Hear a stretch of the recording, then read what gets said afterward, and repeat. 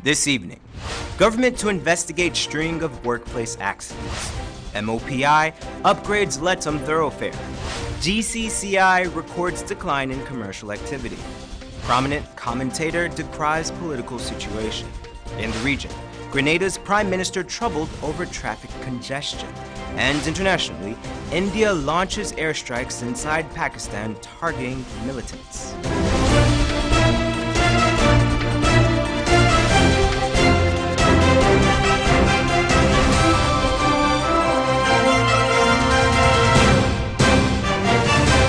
Greetings to our viewers in Guyana and around the world.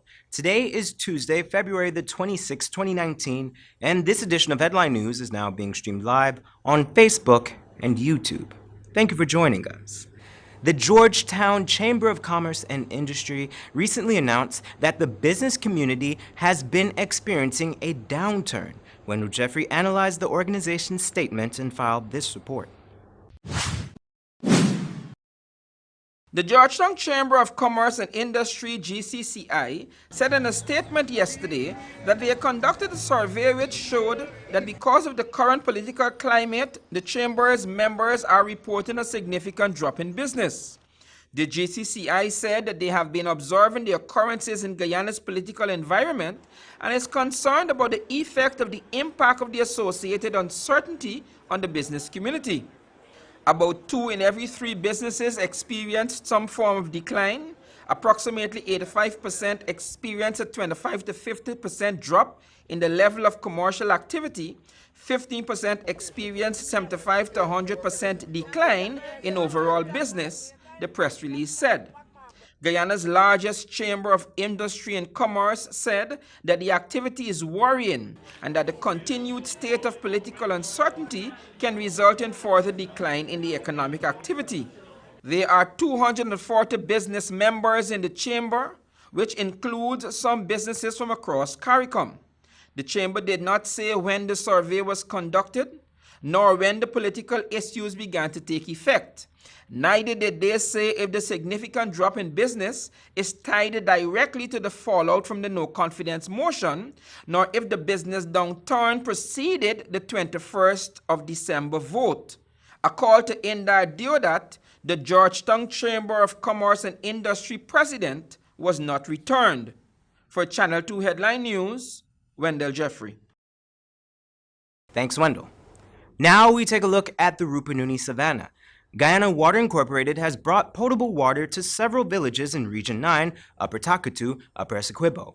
GWI is currently undertaking the inspection and development of the main well of the community of Napi, as it was found that there was buildup of sediments within the well casing. To guarantee water pumping to the community, 4 solar panels were installed on the hand-dug well, and the well was interlinked to the now functional trestle so that residents can access water from standpipes for the first time. There are some clusters within the community that were not receiving potable water, such as Jerusalem and Southeast. As such, GWI conducted GIS mapping of the entire community to ensure access to those areas. Deputy Tushao of Napi, Sylvester Fredericks, thanked GWI's Managing Director, Dr. Richard Van West Charles, and team for their timely intervention. Fredericks explained that not only is water going to the tanks on the trestle, but also on top of one of the highest peaks at Napi. Meanwhile, the residents of Maracanata, also in central Rupununi, are now also receiving potable water after GWI intervened to provide a 430-gallon storage tank and install a distribution network. The community had 1 tank, and residents were made to walk long distances to fetch water. With the installation of the distribution network, residents no longer have to walk far to access water, but can now get it at their homes.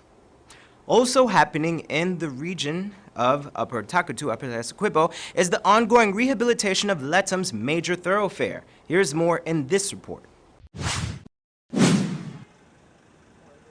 The Ministry of Public Infrastructure is currently rehabilitating the Barak Retreat Corridor in Lethem, Region 9. This several-kilometer-long strip of road is the last segment of the larger Linden-Lethem Road and is considered a major thoroughfare for the residents of the border town. The project, which started in 2018, is being constructed in 3 phases. Thus far, contractors have completed the subsurface works such as underground drains and outflows. The project for the asphaltic paving of the 2-kilometer road system will be awarded in March 2019, while almost 1.7 kilometers of the road has already been paved with an initial layer of laterite. When completed, the project will see the construction of comprehensive drainage systems, asphaltic concrete surfaces, medium and slipper drains, solar street lights, and concrete sidewalks. When we come back from the break, government to investigate string of occupational accidents, and prominent commentator decries political situation. But first, here are today's foreign currency exchange rates.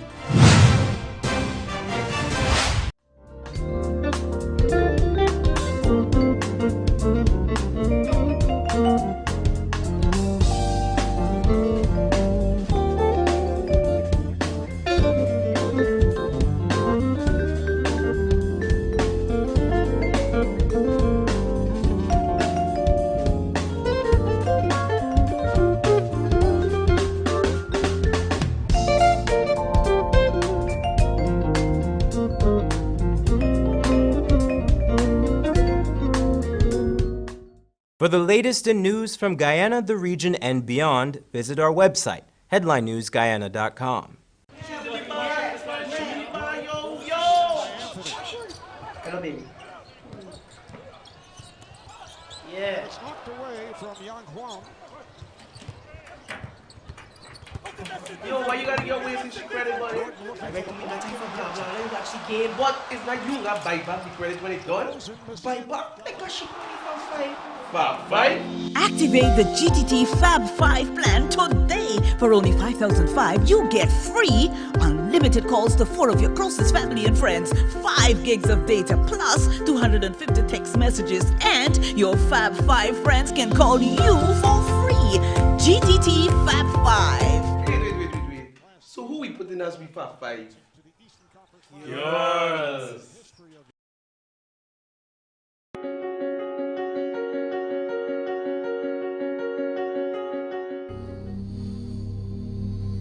This place is really hot. What's wrong with your AC?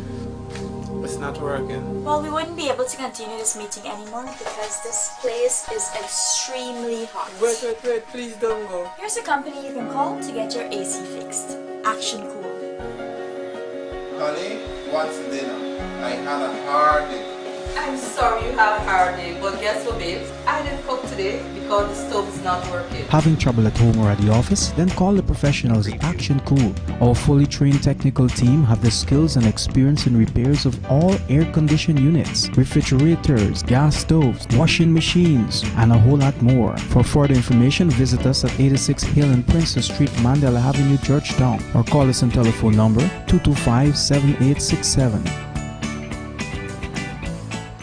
Need a ride around town and beyond? Look no further than Oasis Ride Taxi Service. With affordable prices and some of the best drivers in the business, we've been delivering prompt and reliable service to Guyana for over 16 years. We also offer tours, chauffeur service, and even car rentals. You can call us at 231-5554 or 225-5496. For deals, specials, and more information, find our page on Facebook. Oasis Ride Taxi Service. Let's go.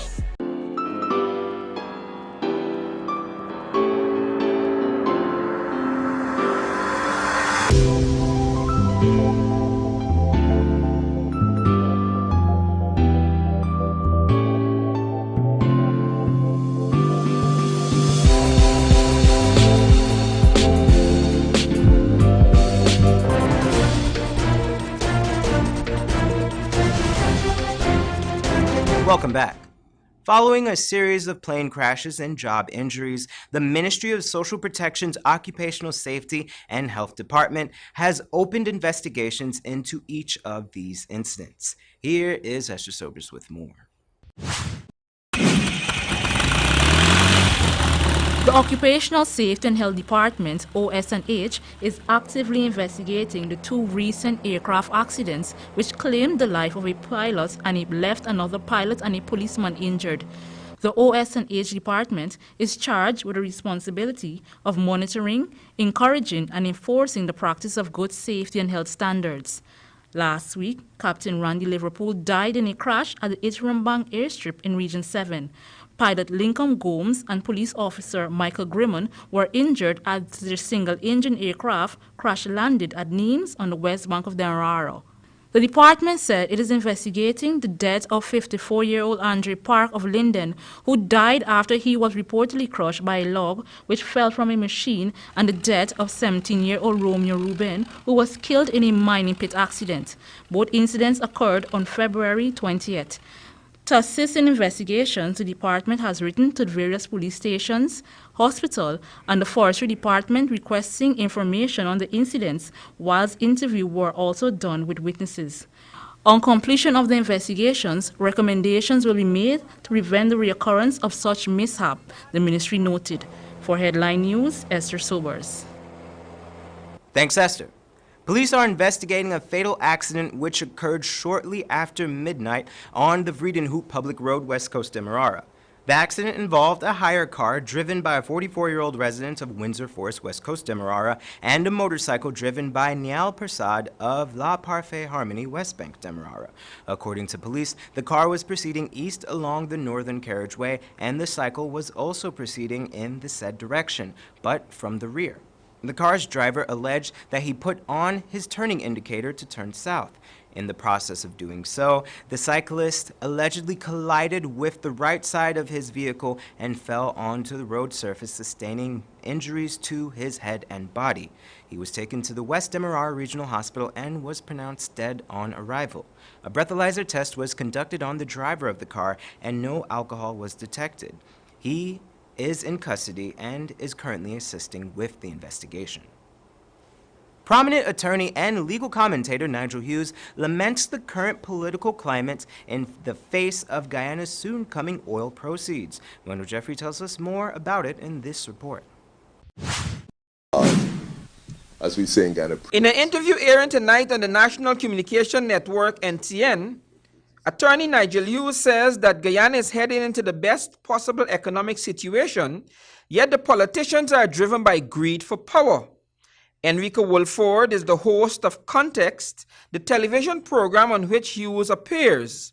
The attorney said that politicians in Guyana have now forgotten everything else except oil. The legislative agenda is just for oil, Hughes says. He noted that institutional framework, regulations, and well-packaged legislative agenda have all been suspended as we have descended into war. In a seeming lament, the AFC co-founder and retired chairman said that Guyana is going to roll into oil production next year in absolute chaos. We won't have the legislative agenda, we won't have the institutional framework, we won't have the people who should really be filling those positions. Hughes went on to suggest that in this adverse climate, politics and not professionalism will guide the hiring practices, which will continue to take the country down this path of division. The renowned attorney said, "I find that in Guyana, we are so obsessed with competition that in the competition to dominate the pie, we are prepared to destroy the pie just to say that we have won." He likened that behavior to scorched earth. Touching on the no-confidence motion, Hughes says, "You can't pass a no-confidence vote based on the majority of people who turn up. You specifically have to have a majority of the elected members," he noted. In his submission, Hughes pointed out that his interpretation of majority differs from that of the Chief Justice Roxanne George Wiltshire, noting that, in her case, absolute and simple majority happen to coincide. Hughes is resigned that the Caribbean Court of Justice will put an end to that debate, after which we won't have to argue on whether it's 33 or 34, Hughes suggested.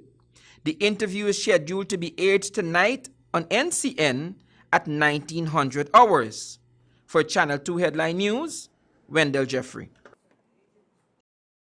Thanks, Wendell. Don't go away. Coming up after the break, Grenada's Prime Minister troubled over traffic congestion, and India launches airstrikes inside Pakistan targeting militants. But first, here's this week's bridge retraction schedule.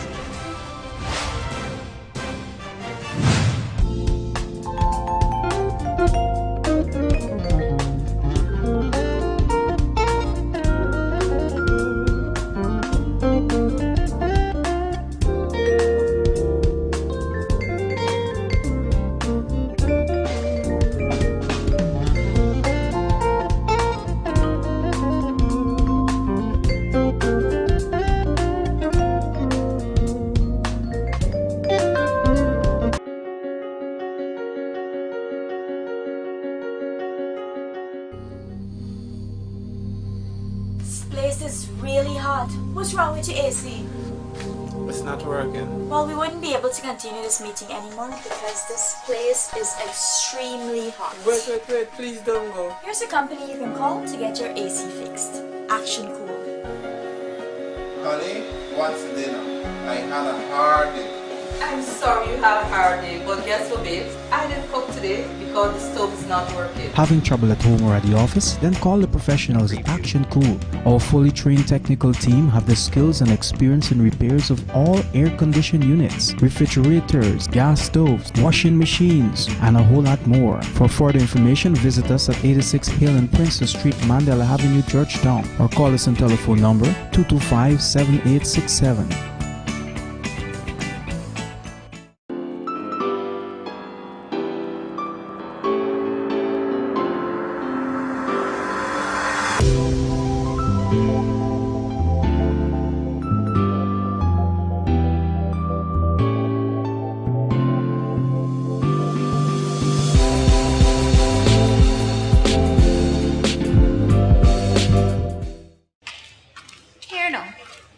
Switch over to GTT right now, no. Because all this time and money I waste on a cars alone can just send up my blood pressure. You've come to the right place. Really?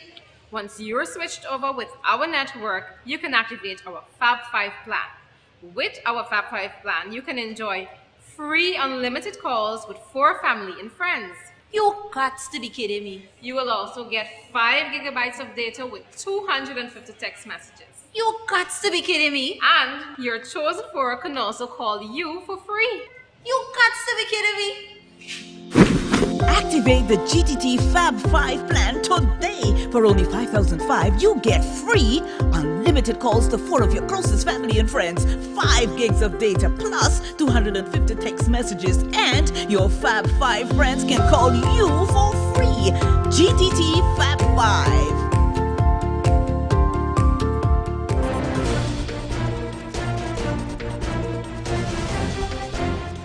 Welcome back. Now we take a look at news from the region. The government of Grenada is soon to begin studies on the implementation of overpasses in the city of St. George's and the island's southern side to aid the island's growing traffic congestion. GBN TV News' Eugenia Peters gives us this report. Prime Minister Dr. Keith Mitchell says he is extremely concerned over the traffic congestion within the town of St. George and along the southern corridor of the island. He says soon government will begin a study to look at overpass.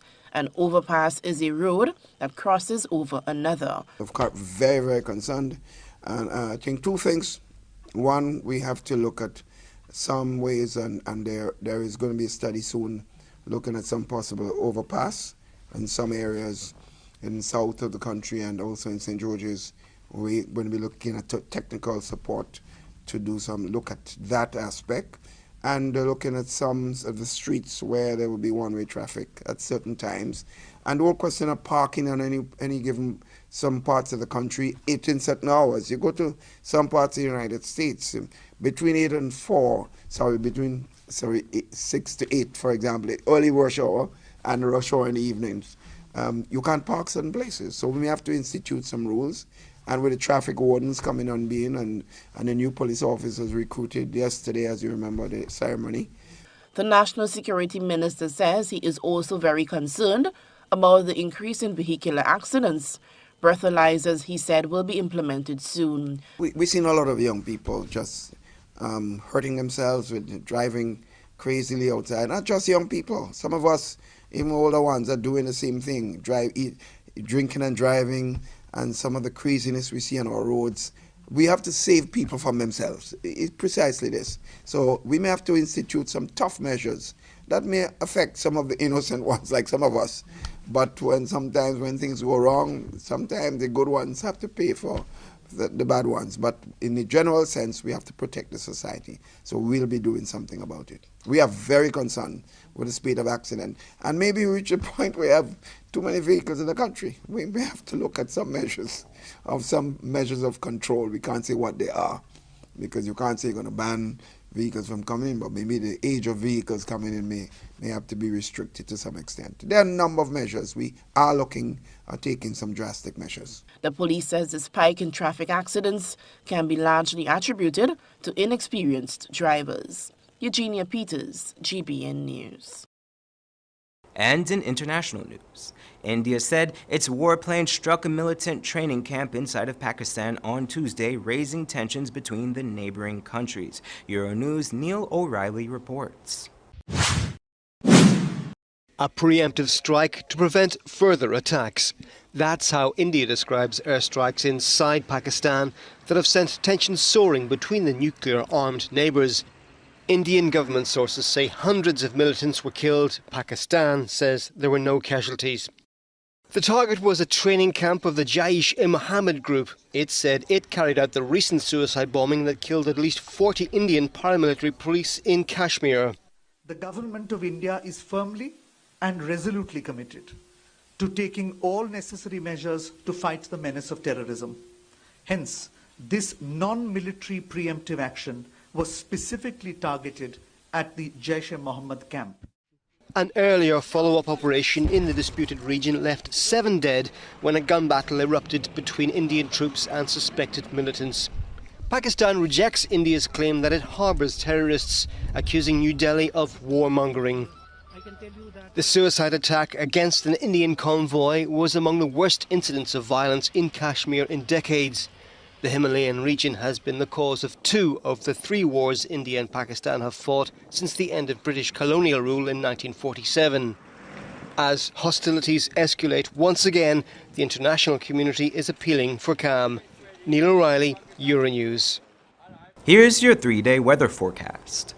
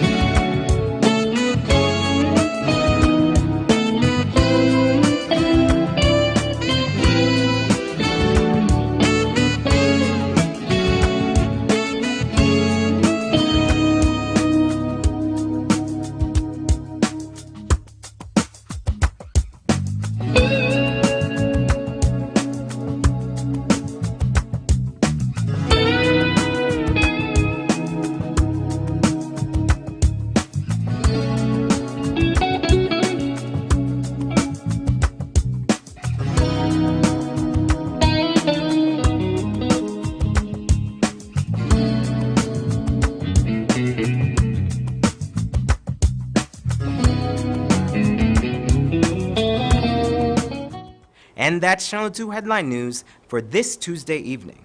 As we take our leave, we invite you to find Channel 2 Headline News on Facebook, YouTube, and our website, headlinenewsguyana.com.